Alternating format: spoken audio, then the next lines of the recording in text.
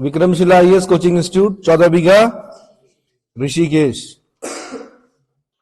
उत्तराखंड शौर्य परंपरा कर रहे थे हम लोग, उसी को आगे बढ़ा रहे हैं। ठीक है, उसमें आज हमने करना प्रमुख सैन्य कर्मी। ठीक है, माधो सिंह भंडारी पहले कौन है?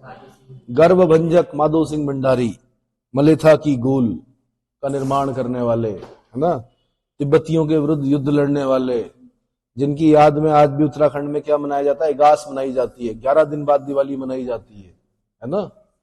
सेरोमा कुसेर माधो सिंह। तो माधो सिंह भाई, माधो सिंह भंडारी, ये 17वीं सदी में गढ़वाल के राजा महीपति शाह के प्रमुख सेनापति थे। किसके? महीपति शाह का नाम याद रखना आपने। ठीक है, महीपति शाह के प्रमुख सेनापति रहे। उनकी बहादुरी, त्याग और उदारता के किस्से आज भी गढ़वाल में प्रसिद्ध हैं। गर्वभंजक के नाम से प्रसिद्ध हैं ये। इनकी उपाधि जो है वो क्या है? गर्वभंजक। तो गर्वभंजक याद रखना है आपने।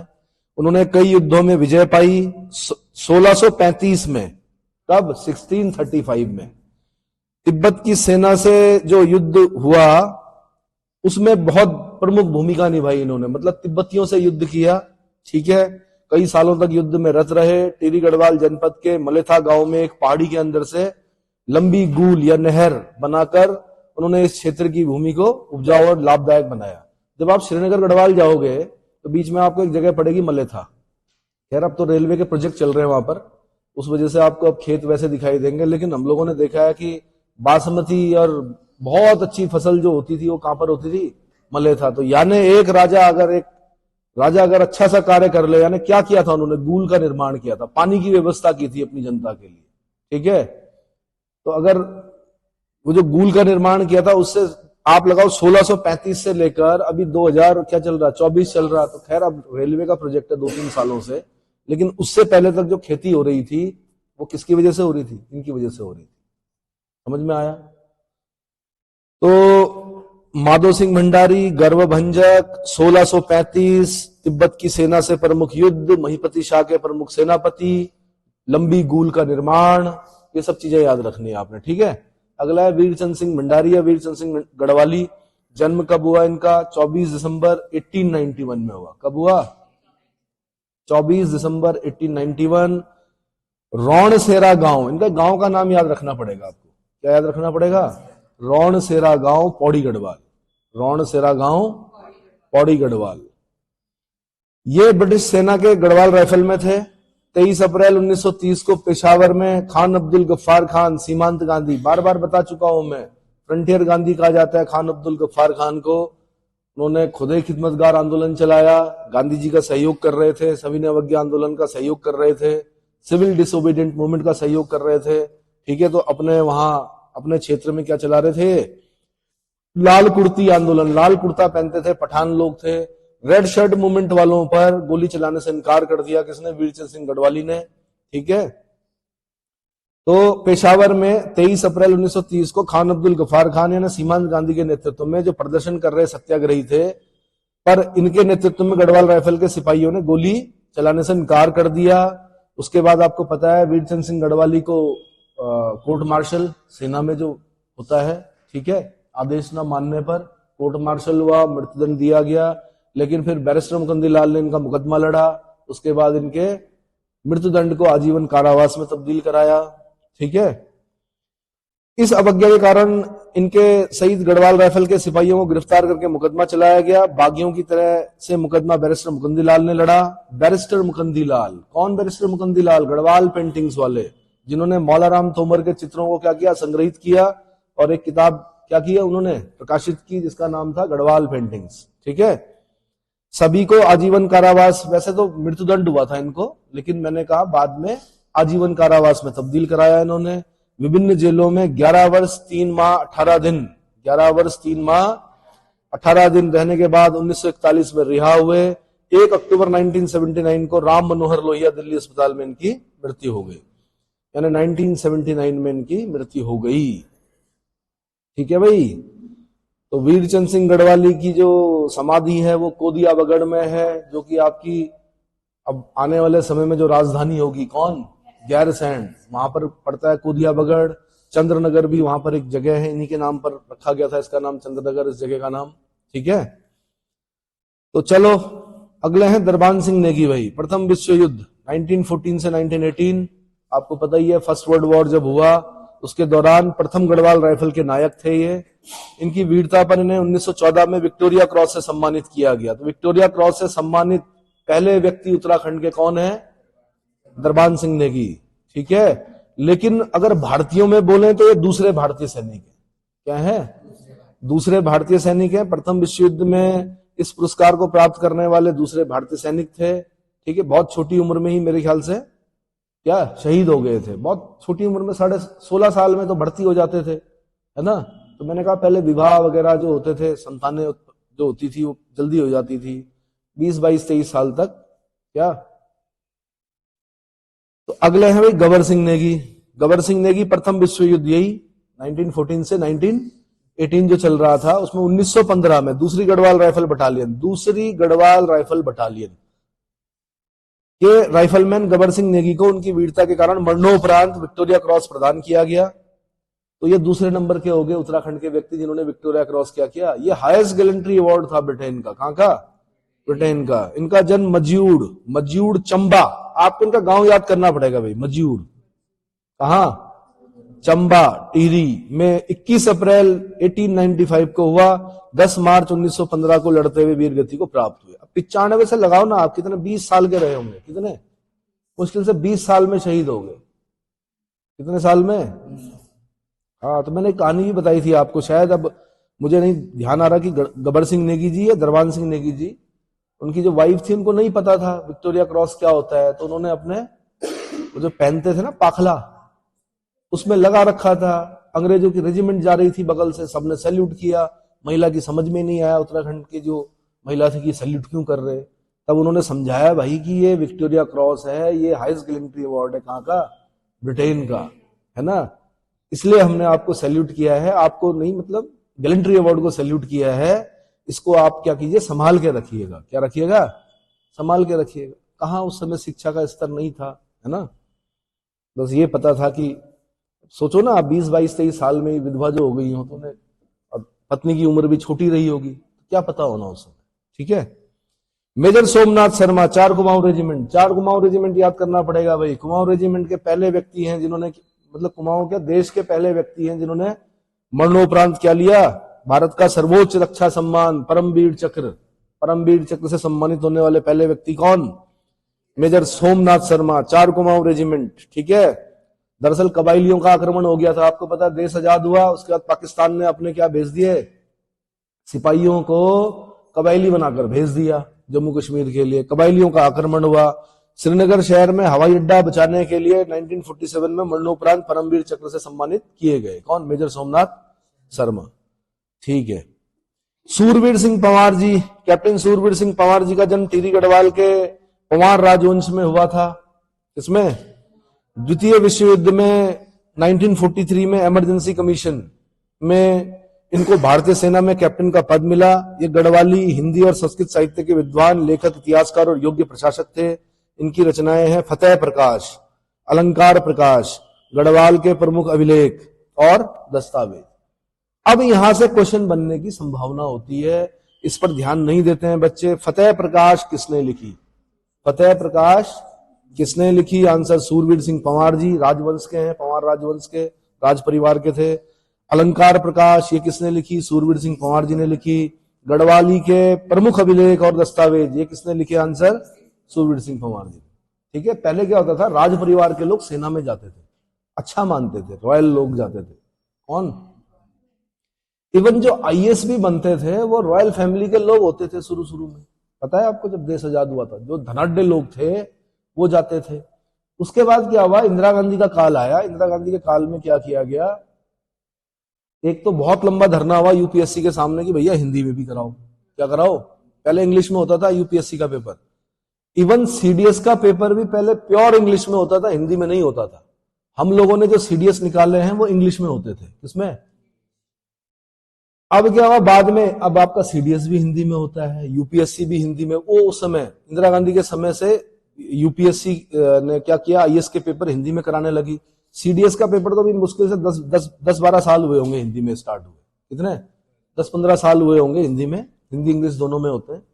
पर आईएएस के उस समय हो गए थे इंदिरा गांधी जी के समय में। फिर किताबों पे सब्सिडी दी गई, सस्ती की गई किताबें, है ना। तो प्रिंट बहुत बेकार होता था पहले किताबों का, मतलब इतनी सुंदर किताबें नहीं आती थी जैसे आप लोग पढ़ पा रहे हो। पहले देखना पड़ता, लेंस लगा के देखना पड़ता था भाई, कई बार डबल डबल प्रिंट होते थे क्योंकि सस्ती होती थी किताबें। तो तब निकलने स्टार्ट हुए थे भाई हिंदी माध्यम के लोग। क्या हिंदी माध्यम वालों ने बताया कि hunger need no sauce and knowledge need no language. Knowledge के लिए किसी लैंग्वेज की आवश्यकता नहीं होती है। और उन्होंने बहुत मेहनत की और बहुत सारे लोग बने, फिर पता नहीं क्या षड्यंत्र हुए और फिर यूपीएससी ने क्या करना शुरू कर दिया, जी हिंदी माध्यम वालों को धीरे धीरे धीरे धीरे करके उनका परसेंटेज कम करना शुरू कर दिया। ठीक है, तो उस पर चल रहा है धरना प्रदर्शन, सभी चीजें चल रही है, लेकिन अभी तक समझ में नहीं आ रहा है कि ऐसा क्यों किया जा रहा है। ठीक है, हिंदी भाषी, जबकि सबसे ज्यादा जो राज्य है, सबसे ज्यादा राज्यों में क्या बोली जाती है, हिंदी बोली जाती है भाई। ठीक है, सूरवीर सिंह पंवार जी का मैंने बता दिया। उसके बाद मेजर शैतान सिंह 1962 भारत चीन युद्ध, 62 का युद्ध हुआ था। भारत चीन युद्ध में लद्दाख के कुमाऊं रेजिमेंट के मेजर शैतान सिंह ने क्या किया, मोर्चाबंदी की, असाधारण वीरता के लिए ने मरणोपरांत परमवीर चक्र प्रदान किया गया। क्या किया गया, तो एक पुराना नाटक आता था पहले, परमवीर चक्र, क्या उस नाटक को देखना अगर यूट्यूब वगैरह में मिले, जितने भी परमवीर चक्र विजेता हैं उन सबके जीवन की घटनाओं पर वो नाटक बनता था। और उस जमाने में बताया जाता है कि बहुत सारे लोग इस क्षेत्र के क्या हुए, सेना में ऑफिसर बने। बल्कि सीडीएस में जाने का जो सीडीएस निकालने का या एनडीए निकालने का जो वो आया ना, उस नाटक को देखने के बाद आया। इस नाटक को परमवीर चक्र के नाम से एक नाटक आता, आज से मैं 20-25 साल पहले की बात बता रहा हूं। और देहरादून से तो झड़ी लग गई जिसे बोलते हैं इंडियन मिलिट्री अकेडमी में जाने वालों, है ना। मतलब 50-50, 100-100 लोगों के सिलेक्शन होने लगे वहां से। इस प्रकार के नाटक आने चाहिए। चलो, जिन लोगों ने शहादतें दी है देश के लिए, उन पर, उनकी जीवन पर क्या आनी चाहिए, पिक्चर आनी चाहिए। उनके जीवन पर क्या आनी चाहिए, नाटक बनने चाहिए, दूरदर्शन के माध्यम से या जो जितने भी चैनल्स हैं उनके माध्यम से आने चाहिए। तो मेजर शैतान सिंह भाई, ये तो हम लोगों ने देखे हैं, मतलब हम लोग इनको क्या करते हैं, आप पढ़ रहे हो, हम लोगों ने वो नाटक के माध्यम से इनके जीवन के बारे में पढ़ा है पूरा, कि कैसे कैसे थे। तो बहुत गुस्सेबाज थे, तो घर वालों ने कहा कि क्या इनको कहां भेजो, सेना में भेजो, तभी जाके गुस्सा क्या होगा, शांत होगा। और इन्होंने अपना गुस्सा किस पर दिखाया, दुश्मनों पर दिखाया। और दुश्मनों पर दिखाया तो दुश्मनों को क्या कर दिया, छक्के छुड़ा दिए उनके, है ना। मतलब एनर्जी को सही जगह पर अगर यूज किया जाए तो क्या होता है, नाम होता है। आज तक पढ़ रहे हैं हम लोग। विपिन चंद्र जोशी जी भाई, अल्मोड़ा मूल के निवासी श्री जोशी जी 1993 से 94 तक भारतीय थल सेना के अध्यक्ष रहे। भारतीय थल सेना के अध्यक्ष रहे। उत्तराखंड राज्य आंदोलन चल रहा था, उसी दौरान इनकी मृत्यु हो गई। एक रहस्य है इनकी मृत्यु भी, सुबह तक बिल्कुल ठीक थे, लेकिन शाम तक क्या हुआ, इनकी डेथ हो गई। तो उस समय कई प्रश्न उठे थे, भारतीय थल सेना के अध्यक्ष ऐसे कैसे भाई। ठीक है, अगला एडमिरल देवेंद्र जोशी, अल्मोड़ा मूल के एडमिरल देवेंद्र जोशी 31 अगस्त 2012 से 26 फरवरी 2014 तक भारतीय नौसेना के अध्यक्ष रहे। देवेंद्र जोशी जी, एडमिरल देवेंद्र जोशी, इनका रैंक लगाना बहुत जरूरी होता है भाई। रैंक ऐसे ही नहीं मिलते हैं, बहुत मेहनत करनी पड़ती है तब जाके मिलते हैं रैंक। तो एडमिरल देवेंद्र जोशी, ठीक है। जनरल विपिन चंद्र जोशी, विपिन चंद्र जोशी जब आप नाम बोलेंगे तो जनरल विपिन चंद्र जोशी। अगला मोहनचंद शर्मा मासीवाल, दिल्ली पुलिस के विशेष शाखा के पुलिस निरीक्षक और अल्मोड़ा निवासी श्री मासीवाल, अल्मोड़ा निवासी श्री मासीवाल 19 सितंबर 2008 को दिल्ली में जामिया नगर में बटला हाउस के आतंकवादियों के खिलाफ अभियान में शहीद हो गए। बहादुरी के लिए उन्हें एक बार राष्ट्रपति पदक तथा 6 बार पुलिस पदक से सम्मानित किया गया था। उन्होंने कुल 55 मुठभेड़ों में 40 आतंकियों को मारा था। कितनों, 40 आतंकियों को मारा था। मरणोपरांत उन्हें अशोक चक्र से सम्मानित किया गया। अब देखिए भाई, युद्ध के समय जो सबसे बड़ा वीरता पुरस्कार है वो परमवीर चक्र है। कौन सा, लेकिन शांति काल में सबसे बड़ा वीरता चक्र कौन सा होता है, हाँ जी पक्का, सेना में दिया जाता है। कौन सा, शांति काल में दिया जाता है। तो सबसे बड़ा जो है वो कौन है, अशोक चक्र। अशोक चक्र ही होना चाहिए। अशोक चक्र से सम्मानित किया गया। और कुछ ये भी देखना कि पुलिस में मेरे ख्याल से अशोक चक्र इन्हें मिला, शायद कुछ ऐसा देख लेना। सेना में मिलता है ना वैसे, शांति काल में भी। अगले हैं गजेंद्र सिंह बिष्ट जी। गजेंद्र सिंह बिष्ट भाई 26 नवंबर 2008 को मुंबई स्थित नरीमन हाउस पर आतंकी हमले में जान की परवाह किए बिना श्री बिष्ट ने बंधकों को रिहा कराने में प्रमुख भूमिका निभाई। मरणोपरांत उन्हें भी अशोक चक्र से सम्मानित किया गया। अब तक जितने लोगों ने अशोक चक्र से सम्मानित हैं, जितने व्यक्ति, उनकी लिस्ट आपकी किताब में कहीं पर भी मिल जाएगी, लास्ट में होगी कहीं पर, जिन्हें क्या मिले होंगे, ये सैन्य पुरस्कार मिले होंगे। तो जैसे मैं बता दूं आपको कि अभी तक विक्टोरिया क्रॉस 2 लोगों को मिला है। दरबान सिंह नेगी जी को मिला 1914 में, गबर सिंह नेगी जी को मिला 1915 में, ठीक है। और परमवीर चक्र जो मिला वो मेजर सोमनाथ शर्मा जी को मिला। और किसको मिला? मेजर शैतान सिंह जी को मिला। 2 लोगों को परमवीर चक्र मिला है, ठीक है। और महावीर चक्र मिला है भाई दीवान सिंह दानू जी को, दीवान सिंह दानू जी को। अशोक चक्र कितने लोगों को मिला है? क्योंकि 2016 तक मिले हैं अशोक चक्र, तो मैं बता देता हूं आपको अशोक चक्र किस किस को मिला है। भवानी दत्त जोशी जी को मिला है, मातवर सिंह नेगी जी को मिला है, रणवीर सिंह जी को मिला है, मोहन चंद शर्मा माशीवाल को मिला है, गजेंद्र सिंह बिष्ट जी को मिला है, नीरज कुमार को मिला है, और मोहननाथ गोस्वामी जी को अशोक चक्र मिला है। क्या उसके बाद किसी को अशोक चक्र मिला 2016 के बाद? देखिए, चेक कीजिए। हाँ जी, उसके बाद शौर्य चक्र हैं, उसके बाद कीर्ति चक्र हैं, है ना। तो किन किन लोगों को कीर्ति चक्र मिला है, ये सब आपने क्या करना, लिस्ट में एक बार देखना है इनके नाम, ठीक है भाई। तो अशोक चक्र में बता देता हूं एक बार फिर। भवानी दत्त जोशी जी, मातवर सिंह नेगी जी, रणवीर सिंह जी, मोहन चंद शर्मा मासीवाल जी, गजेंद्र सिंह बिष्ट जी, और नीरज कुमार जी, और मोहननाथ गोस्वामी जी, इन लोगों को अशोक चक्र मिले हैं। और अशोक चक्र 1985 से पहली बार जो पहला अशोक चक्र जो मिला था वो किसको मिला था? भवानी दत्त जोशी जी को मिला था। और जो अभी लास्ट मिला वो मोहननाथ गोस्वामी जी को मिला 2016 में। इतना क्लियर हो गया, ठीक है। और महावीर चक्र जो मिला वो दीवान सिंह दानू जी को मिला। किसको मिला? महावीर चक्र 1948 में मिला था दीवान सिंह दानू जी को, ठीक है।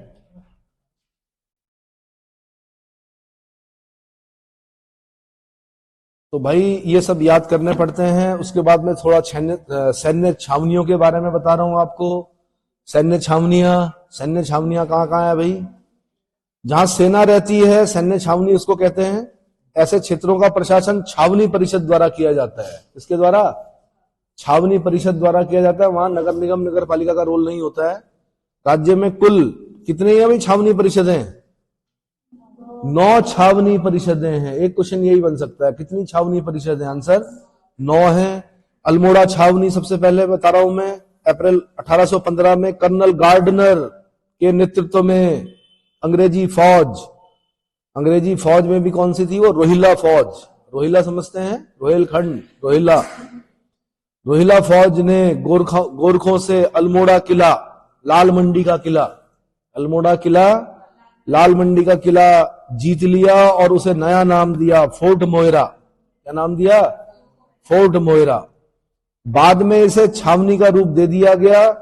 आगे चलकर अप्रैल 1918 में उन गोरखा सैनिकों जो नेपाल वापस नहीं गए थे और स्थानीय गोरखाओं तथा अन्य लोगों को मिलाकर यहां पर 3य गोरखा रेजिमेंट की स्थापना की गई। गोरखा रेजिमेंट, ठीक है। खुगरी नृत्य बड़ा प्रसिद्ध है। मानेक शाह ने कहा था, जो हमारे पहले फील्ड मार्शल थे, उन्होंने कहा था कि अगर कोई व्यक्ति ये बोल रहा है कि मुझे मृत्यु से डर नहीं लगता, या तो वो झूठ बोल रहा है या वो गोरखा है। क्या है? तो कृपया मानेक शाह की मूवी जरूर देखें, ठीक है।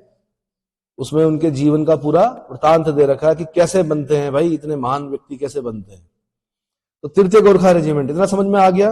अल्मोड़ा किला, लाल मंडी, और 1815 कर्नल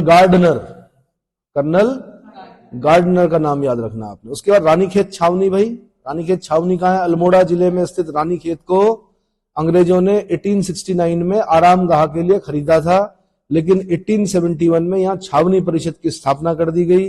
इस नगर का अधिकांश भाग क्या है, छावनी परिषद के अंतर्गत है।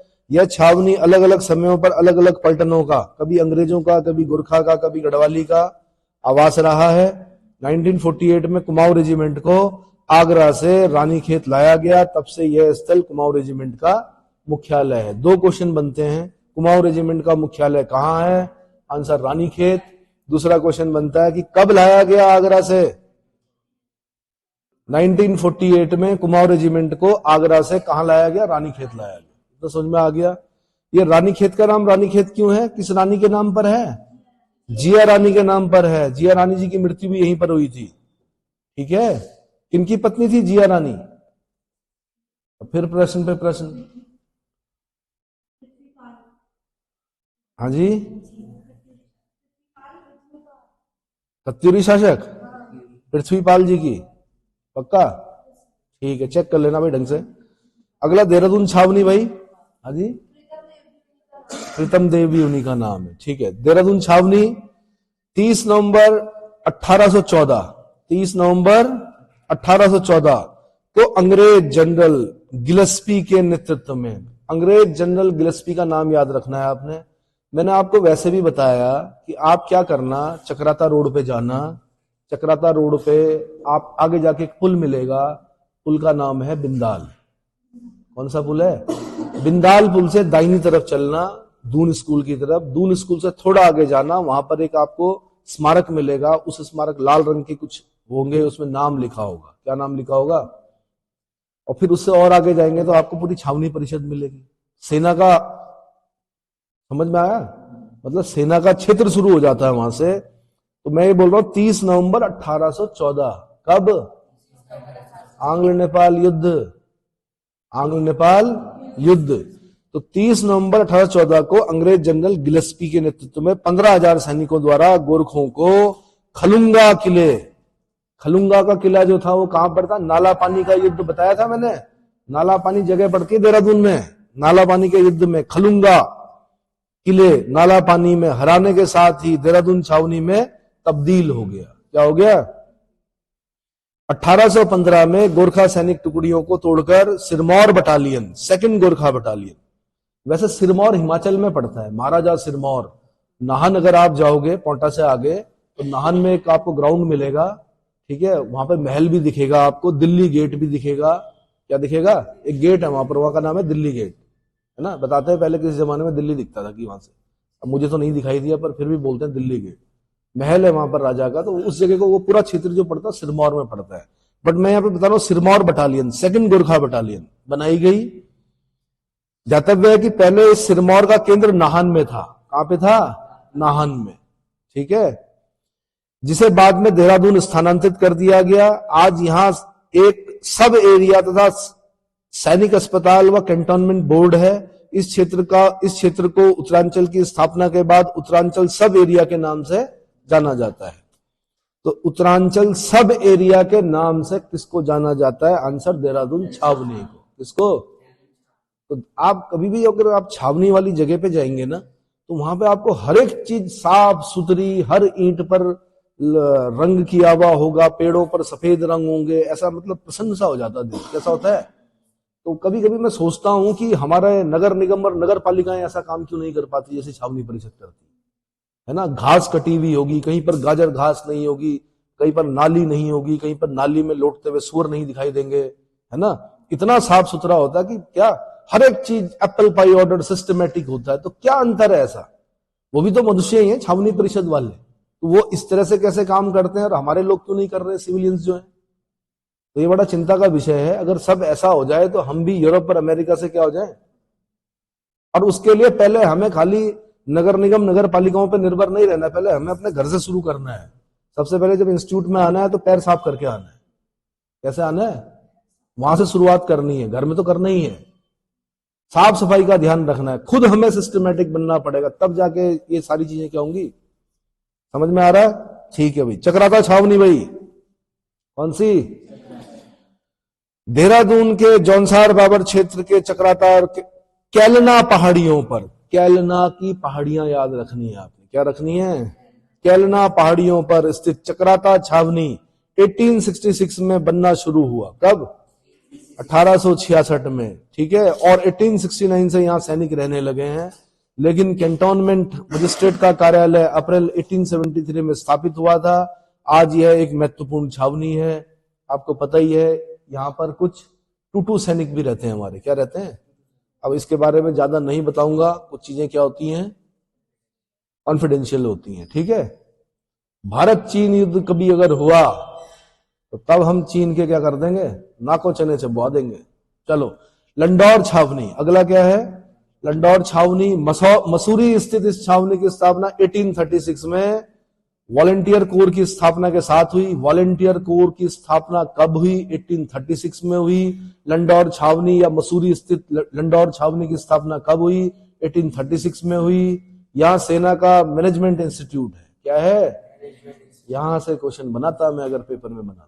सेना का मैनेजमेंट इंस्टीट्यूट कहां है? आंसर लंडौर छावनी, मसूरी।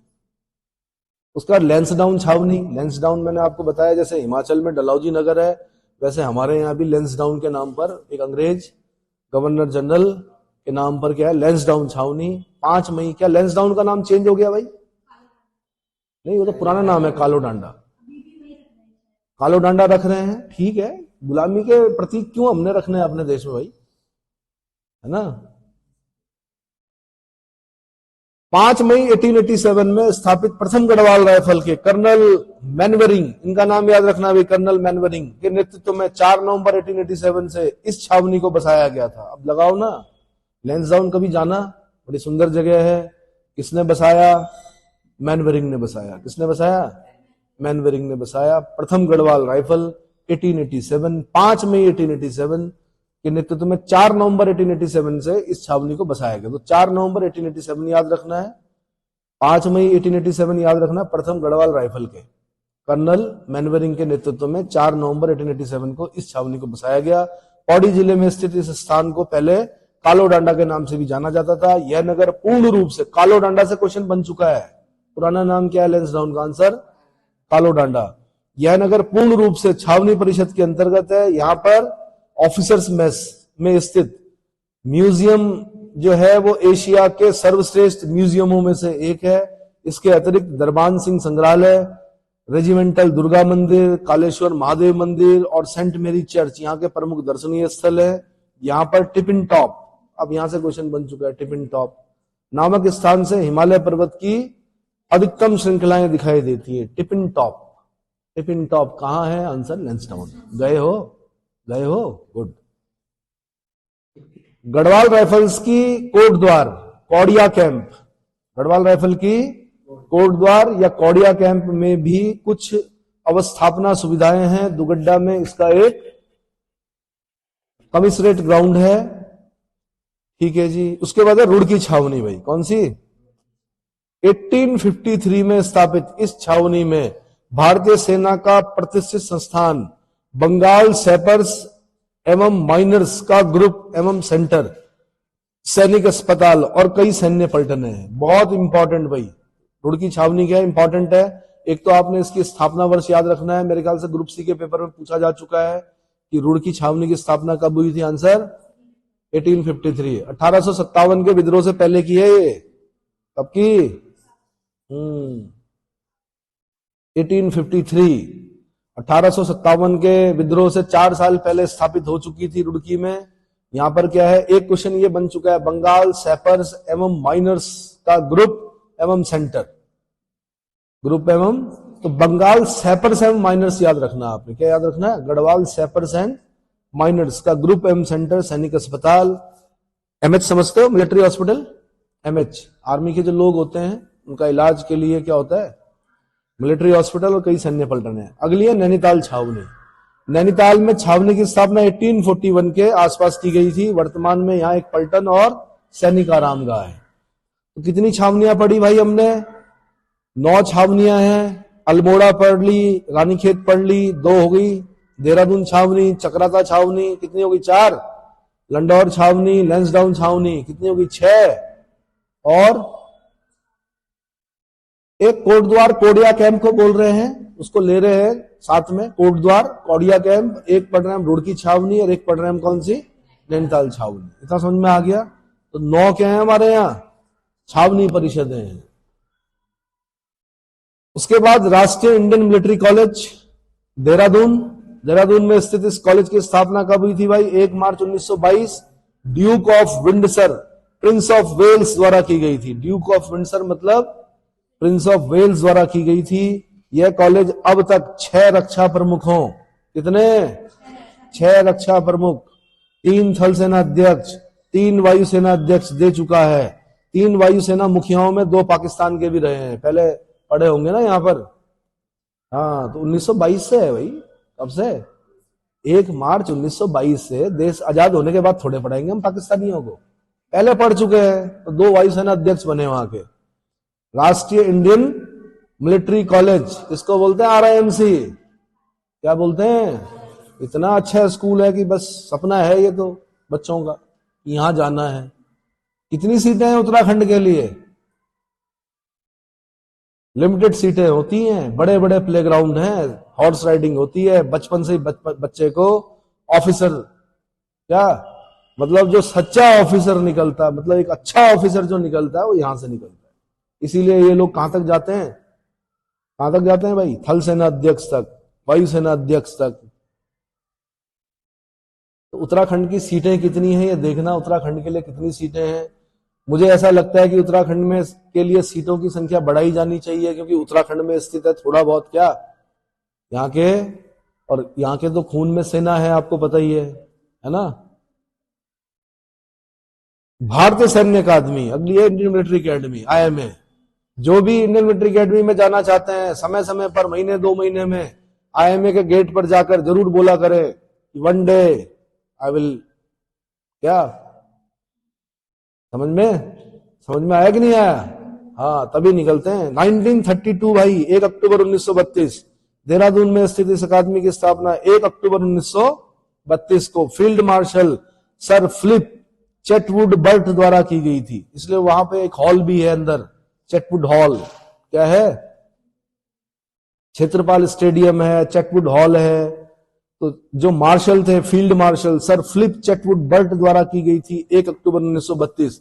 और ये भी बता दूं, पहला जब पासिंग आउट परेड हुआ था तो उसमें मानेक शाह भी थे। कौन थे? मानेक शाह, पहले बैच के थे मानेक शाह। ठीक है। 1934 में इसके पहले बैच में स्वतंत्र भारत के field marshal SHF Manek Shah भी थे। तो भारत के पहले फील्ड मार्शल कौन है? मानेक शाह हैं। उन पर पिक्चर आ चुकी है, कृपया देखें उसको। यह अकादमी अब तक अनेक पदक प्राप्त कर चुकी है। अकादमी के पासिंग आउट परेड का अब तक 3 प्रधानमंत्रियों, 1948 एवं 53 में नेहरू और 1982 में इंदिरा गांधी व 10 दिसंबर 2007 को डॉक्टर मनमोहन सिंह निरीक्षण कर चुके हैं। क्या कर चुके हैं? कभी जाना देखना, जेंटलमैन कैडेट्स को जो लोग निकलना चाहते हैं, अगर जीवन है तो भाई सेना में है। किसमें है? और अगर ऑफिसर है तो सेना का ऑफिसर है। आप डीएम बन जाओ, एसडीएम बन जाओ, है ना। लेकिन सेना में जो ऑफिसर होता है वो अपनी पलटन का भगवान होता है ना। क्या होता है? भगवान मानते हैं अपने, किसको? ऑफिसर को।